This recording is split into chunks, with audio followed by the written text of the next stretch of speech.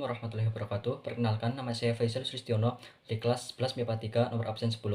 Di sini saya akan menjelaskan tentang tokoh pahlawan yang bernama Insinyur Soekarno. Insinyur Soekarno adalah salah satu tokoh penting bagi kemerdekaan Indonesia. Bersama dengan Muhammad Hatta, Soekarno membacakan proklamasi kemerdekaan Indonesia.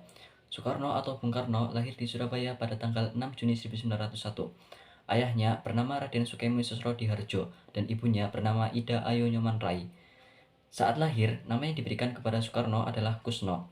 Akan tetapi, karena ia sering sakit, maka ketika berumur 11 tahun namanya diubah menjadi Soekarno oleh ayahnya.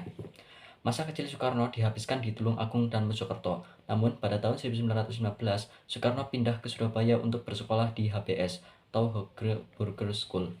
Selama di Surabaya, Soekarno tinggal di rumah Hos Cokroat Minoto, salah satu pendiri organisasi pertama di Indonesia yaitu SI.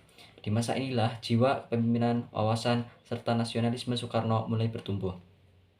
Pada tahun 1921, Soekarno melanjutkan sekolah ke THS Teknis Hook School to Bandung atau yang sekarang menjadi ITB, Institut Teknologi Bandung. Soekarno mengambil jurusan teknik sipil. Di masa inilah jiwa nasionalisme Soekarno semakin bertumbuh, bahkan bersama anak muda nasionalis lainnya. Soekarno mendirikan klub kuliah umum bernama Algemene Studi Club. Klub inilah yang menjadi cikal bakal berdirinya PNI.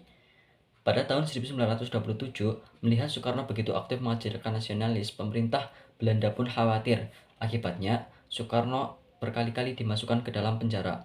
Meski begitu, semangat Soekarno tidak pernah padam. Selama di penjara, Soekarno memikirkan nasib rakyat Indonesia. Ketika Belanda menyerah dan Jepang mulai menjajah Indonesia, Soekarno pun dibebaskan. Soekarno mulai aktif dalam usaha persiapan kemerdekaan Indonesia. Peran Soekarno: 1. Mendirikan PNI. 2. Membentuk 4 serangkai. 3. Merumuskan Pancasila. 4. Membentuk PPKI. 5. Menyusun, menandatangani, dan membacakan proklamasi. Pembelajaran yang dapat diambil dari kisah Soekarno adalah 1. Pantang mundur dan tidak kenal menyerah. Karena kegiatan politiknya yang dirasa menjadi ancaman bagi pemerintah Hindia Belanda, Soekarno pernah ditahan di rumah tahanan Banjai, Bandung, 1921 sampai 1931. Diasingkan di Ende Flores, NTT, 1934 sampai 1938. Diasingkan ke Bengkulu, 1938 sampai 1942. Di Muntok dan di Bokendigul, Papua. Meski demikian, Soekarno pantang mundur dan juga tidak kenal menyerah untuk membebaskan Indonesia dari penjajahan kolonialisme. 2. Memiliki cita-cita tinggi. Soekarno pernah berkata, "Gantungkan cita-citamu setinggi langit, bermimpilah setinggi langit. Jika engkau jatuh, engkau akan jatuh di antara bintang-bintang."